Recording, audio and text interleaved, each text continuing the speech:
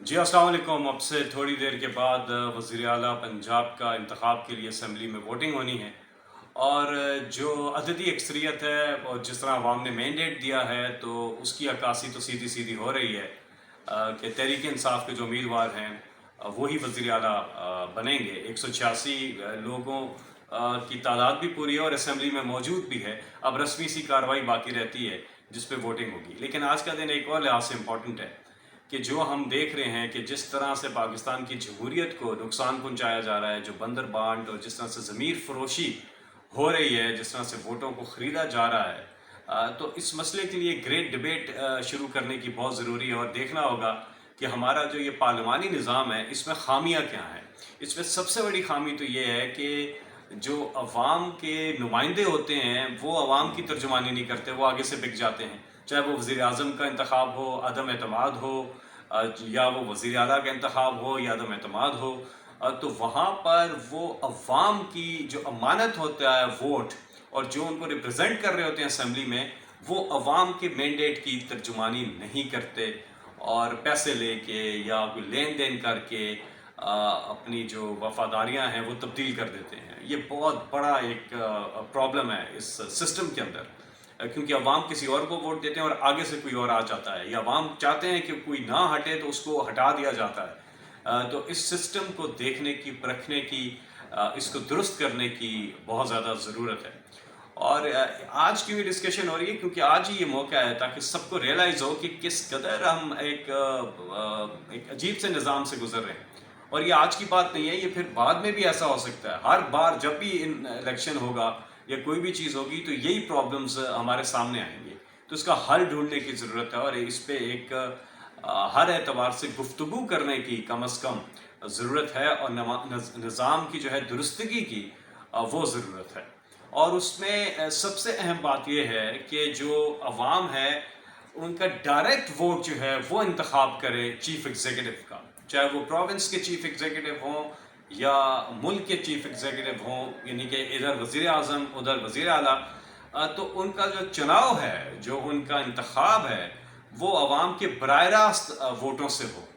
और तभी जो है जमहूरियत में जमहूर की जो है वो नुमाइंदगी होगी और उनकी अक्कासी होगी, क्योंकि क्या उनकी ख्वाहिशात, उनकी मंशा के मुताबिक लोग आ रहे हैं या नहीं आ रहे हैं। तो ये एक सवाल आज उठता है, इस पे हम सबको काम करने की ज़रूरत है कि हम किस तरह से मुख्तलिफ एडमिनिस्ट्रेटिव यूनिट्स बना करके नीचे लोकल गवर्नमेंट का निज़ाम तगड़ा करके ऊपर चीफ एग्जीक्यूटिव के इंतखाब को बराह रास्त वोट से कर दें। और इसमें हल मौजूद है, लेकिन हम इन पे बात नहीं करना चाहते और कोई बात नहीं करना चाहता। लेकिन आज जो है ज़रूरत इस अमर की है। आज तो खैर कामयाब हो जाएंगे इंशाल्लाह पाकिस्तान तहरीक इंसाफ के उम्मीदवार, लेकिन ये जो सिस्टम है इसको दुरुस्त करने की बहुत ज़्यादा ज़रूरत है। और आज के बाद क्या होगा इंशाल्लाह लग ये रहा है, क्योंकि कौम पहली बार पाकिस्तान की जो अवाम है वो कौम बन गई है। उन्होंने फैसला कर लिया, हक और बातिल में तमीज़ कर ली है। सबसे बड़ी फतह पाकिस्तान की ये है कि पाकिस्तानी अवाम ने हॉर्स ट्रेडिंग को शिकस्त दी है। अव्वल तो असूली तौर पे सुप्रीम कोर्ट के फैसला आने के बाद जब उन्होंने कहा ना इनके वोट शुमार होंगे जो लोटे बनेंगे और इनकी सीट भी जाएगी, और जो अब्सटेन करता है और पार्टी हदायत के बरक्स जाता है वो भी डी सीट होता है। लेकिन इन्होंने जो समीरों के सौदागर हैं, इन्होंने कोई नए तरीके भी निकाल लिए हैं कि आप रिज़ाइन ही करवा दें। तो ये चीज़ रुकेगी नहीं है, और इसलिए इस सिस्टम को ठीक करने की बहुत ज़्यादा ज़रूरत है। अब होने क्या जा रहा है इंशाल्लाह, पंजाब में तो तहरीक इंसाफ की गवर्नमेंट आ गई है। इसके बाद आपको पता है, इससे पहले खैबर पख्तूनख्वा में भी पीटीआई की गवर्नमेंट है, आज़ाद कश्मीर में भी पीटीआई की गवर्नमेंट है, गिलगित बल्तिस्तान में भी पीटीआई की गवर्नमेंट है, और बलूचिस्तान में भी नून लीग की हुकूमत नहीं है, सिंध में भी नून लीग की हुकूमत नहीं है, इस्लामाबाद में भी तीनों जो MNAs हैं वो तहरीक इंसाफ के इलेक्टेड हैं। तो अब पीछे रह क्या गया है? तो हल ये है, आज डॉलर जो है वो आसमानों से बातें कर रहा है। महंगाई पिछले 3-4 महीने में जितनी बढ़ी है पाकिस्तान की तारीख में नहीं बढ़ी है। गरीब आदमी का बहुत बुरा हाल है।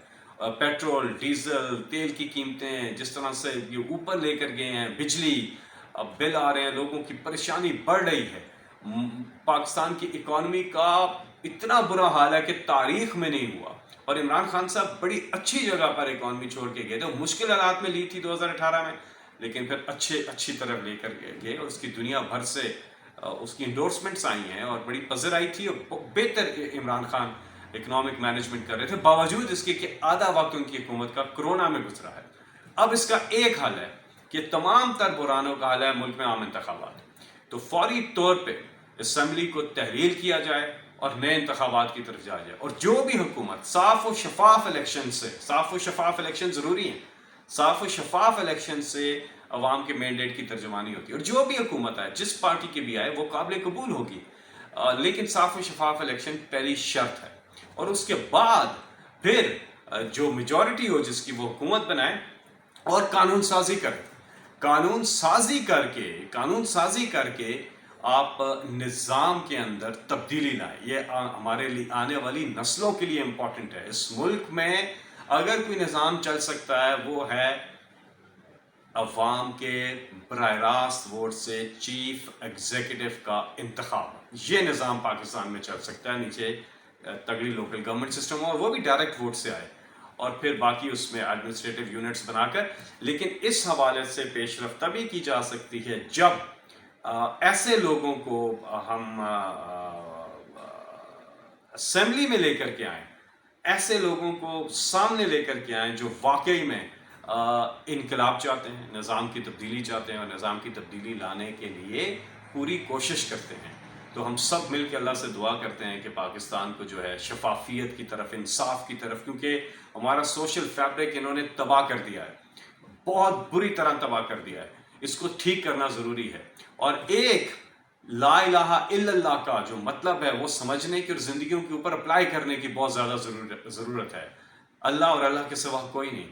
اللہ تعالیٰ آپ کو آزاد کرتا ہے۔ آپ خوف کے بت توڑتے ہیں، آپ پیسے کے بت توڑتے ہیں۔ عمران خان صاحب اپنی ہر تقریر میں یہ بات کرتے ہیں، اور یہ بہت سمجھنے کی بات ہے، اور ہم تبھی جو ہر نماز میں ہم اللہ تعالیٰ سے دعا کرتے ہیں کہ ہمیں صراط مستقیم پہ اللہ تعالیٰ لگائے، تو صراط مستقیم پہ ہم تبھی جا سکتے ہیں جب ہم انصاف کا بول بالا کریں گے، جب کرپشن جیسے اس ناسور سے ہم چھٹکارا حاصل کریں گے۔ یہ زمینوں کے سوداگر جو ہیں، زمیروں کے جو سوداگر ہیں، زمینوں کے بھی زمیروں کے جو سوداگر ہیں، ان سے نجات حاصل کی جائے، اور اس سسٹم سے نجات حاصل کی جائے، تاکہ پاکستان آگے بڑھے، پاکستان ترقی کرے، انصاف کا بول بالا ہو۔ اور یہ آج کے دن بات کرنی اس لیے ضروری ہے کہ جو ہم تماشا دیکھ رہے ہیں، جس طرح سے تماشا ہو رہا ہے، یہ میں کسی ایک پارٹی کی تو بات نہیں کر رہا ہوں، میں پاکستان کی بات کر رہا ہوں۔ یہ پاکستان کے لیے ضروری ہے، ہمارے نوجوانوں کے لیے ضروری ہے، ہمارے آنے والی نسلوں کے لیے یہ ضروری ہے کہ ہم نیک نیتی کو ترجیح دیں، ہم مخلص ہونے کو ترجیح دیں، ہم غریبوں کا ہمدرد وہ ہو سکتا ہے جو مخلص ہو، جس کے اندر احساس ہو۔ اللہ تعالیٰ پاکستان کو کامیاب و کامران کرے۔ پاکستان زندہ باد۔